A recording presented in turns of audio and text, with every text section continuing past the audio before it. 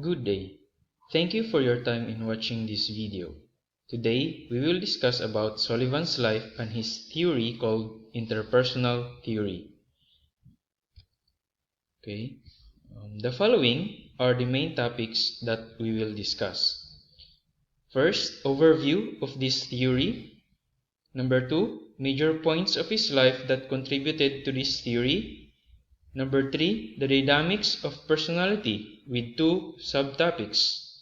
First is the personal context of this theory, and second is the interpersonal context of this theory, meaning the person and the other person or persons. In this topic, we will also discuss the stages of development. Number 4, psychological disorders, and number 5, psychotherapy. Overview of interpersonal theory.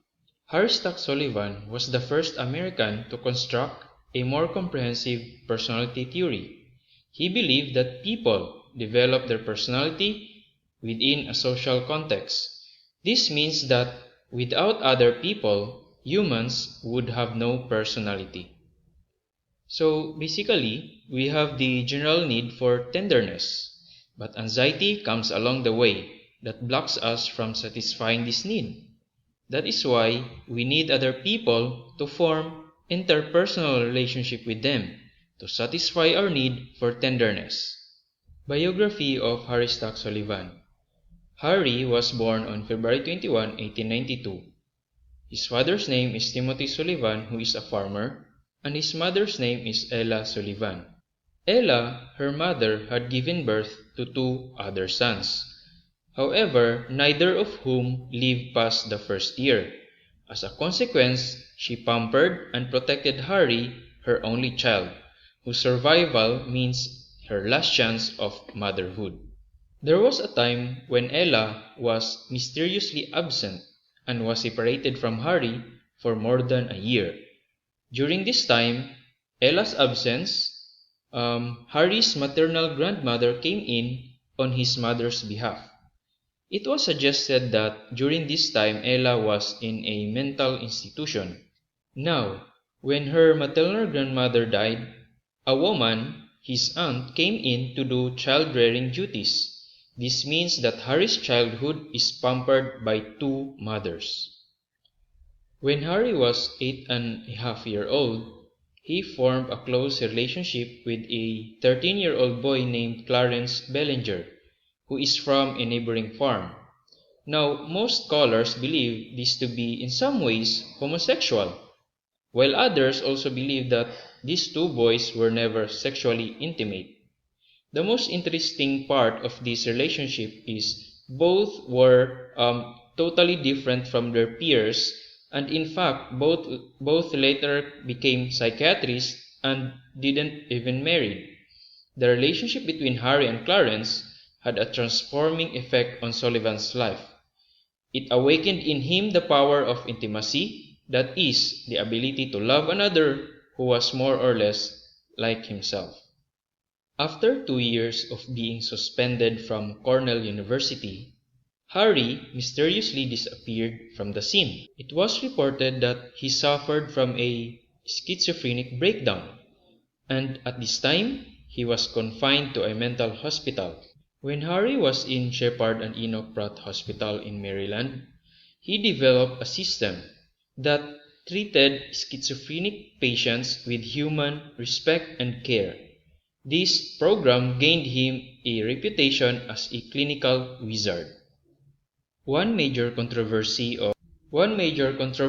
of Sullivan's career is about his homosexuality.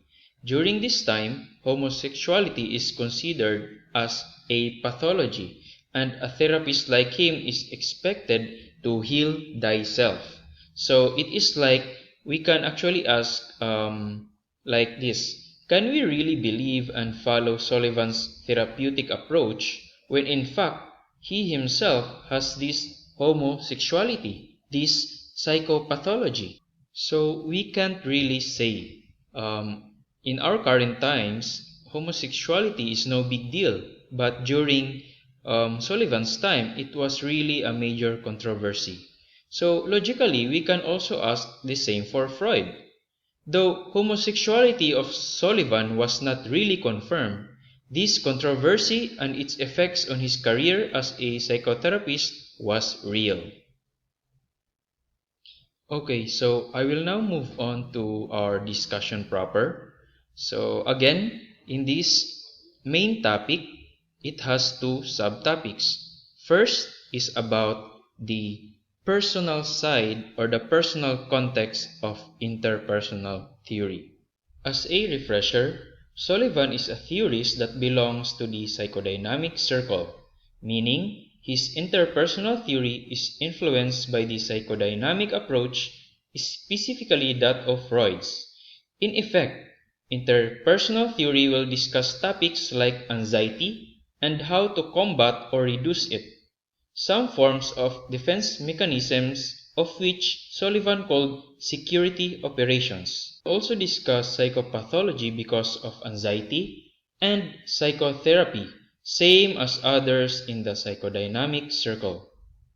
So again, the overview of interpersonal theory is, as humans, we have the general need for tenderness, but anxiety comes along the way that blocks us from satisfying this need. That is why we need other people to form interpersonal relationships with them to satisfy our need for tenderness. Sullivan saw personality as an energy system. Energy can exist either as tension or potentiality for action, or as actions themselves or energy transformations. Now, there are two kinds of tensions: needs and anxiety. Needs usually result in productive actions, whereas anxiety leads to non-productive behaviors. Needs are episodic. Once they are satisfied, they temporarily lose their power, but eventually they are likely to occur. The most basic interpersonal need is tenderness. The second type of tension is anxiety. It is more vague and more diffuse, and it has no consistent actions for relief. Now, how does anxiety originate? According to Sullivan, it is transferred from one parent to the infant through the process of empathy. There is a very interesting dynamics here with regards to anxiety. As the baby is anxious, so it is crying. So, crying because of discomfort, not necessarily because of hunger. The mother will attempt to provide milk through the breast. Now, since the mother mistakes it as hunger, the mother now becomes anxious because the baby is not satisfied. And since there is a mistake and a disconnection of what the mother is providing to the baby, anxiety prevents both from attaining satisfaction. Now, energy transformations. Tensions are behaviors that are aimed at satisfying needs and reducing anxiety. These forms energy transformations, which are either overt or covert. They are both obvious actions or not obvious or overt actions that may take the form of emotions, thoughts, and other covert behaviors that are hidden from the people.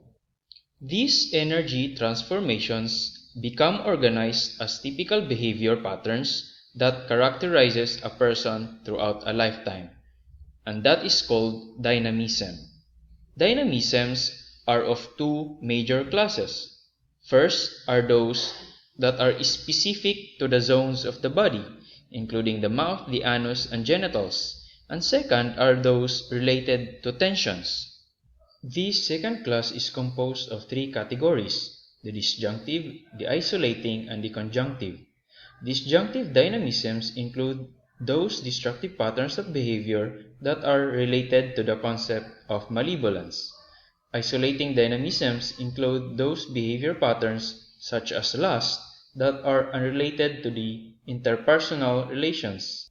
And third is conjunctive dynamisms, which include beneficial behavior patterns such as intimacy and self-systems. Malevolence is characterized by the feeling of living among one's enemies.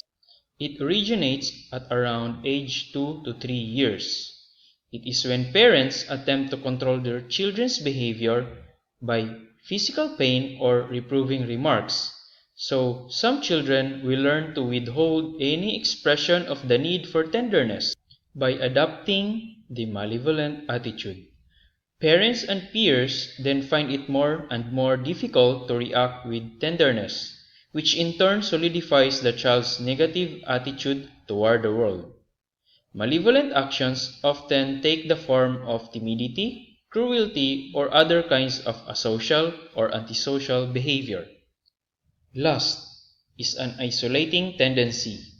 It is a powerful dynamism during adolescence, at which time it often leads to reduction of self-esteem. Attempts of lustful activities are often rebuffed by others, which increases anxiety and decreases feelings of self-worth. Intimacy, according to Sullivan, is the antidote of anxiety.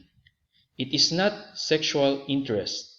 It develops during pre-adolescence when it usually exists between two children, each of whom sees the other as a person of equal value. It is an integrating dynamism that tends to draw out loving reactions from the other person, thereby decreasing anxiety and loneliness. Because intimacy helps us avoid anxiety and loneliness, it is a rewarding experience that most healthy people desire. Self-system is a conjunctive dynamism. It is a consistent pattern of behaviors that maintains people's interpersonal security by protecting them from anxiety. It functions like a radar or a warning device for an incoming anxiety. On one hand, as a warning device, it alerts people of the incoming anxiety, giving them the time to protect themselves. On the other hand, the desire for protection against anxiety makes the self-system resistant to change. As the self-system develops, people begin to form a consistent image of themselves. Any interpersonal experiences that they perceive as contrary to their self-regard threatens their security. As a consequence, people attempt to defend themselves against interpersonal tensions by means of security operations, the purpose of which is to reduce feelings of insecurity or anxiety that result from endangered self-esteem. So in a way, it is like Freud's defense mechanisms or safeguarding tendencies of Adler's or the neurotic trends of Horney. Two important security operations are dissociation and selective inattention. Dissociation includes those impulses, desires, and needs that a person refuses to allow into awareness.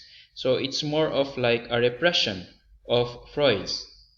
Selective inattention is a refusal to see those things that we do not wish to see, or to block out experiences that are not consistent with our existing self-system. For example of selective inattention is when a person identifies himself as a law-abiding citizen, but is paying a fixer to get his driver's license.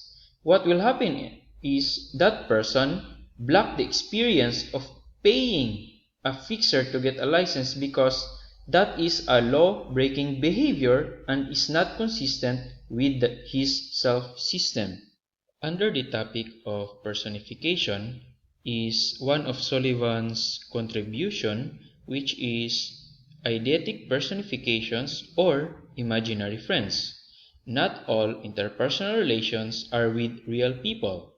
Some are with imaginary friends that many children invent in order to protect their self-esteem.